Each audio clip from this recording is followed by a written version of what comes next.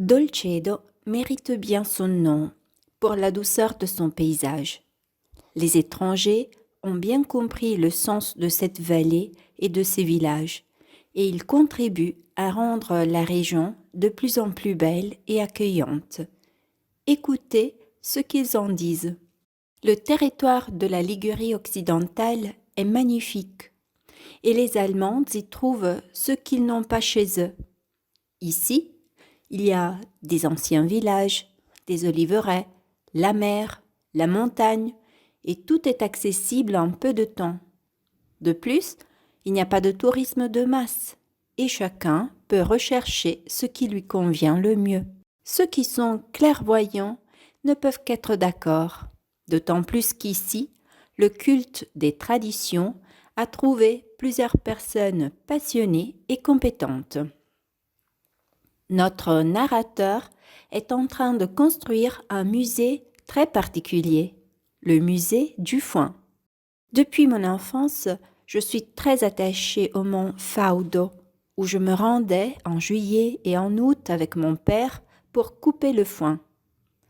J'ai découvert plus tard, grâce à des recherches personnelles, qu'il y avait encore 600 mulets à Dolcedo au début des années 1900.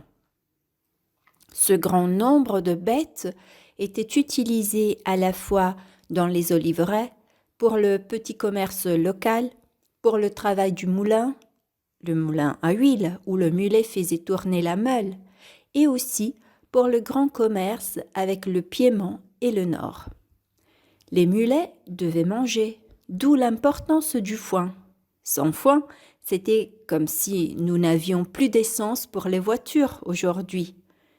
Étant donné qu'il n'existe que quelques petits musées du foin en Italie, j'ai décidé d'en réaliser un qui soit le plus complet possible. Dolcedo vous surprendra aussi par son immense patrimoine artistique qui, de manière quelquefois un peu aléatoire, réserve de succulentes surprises.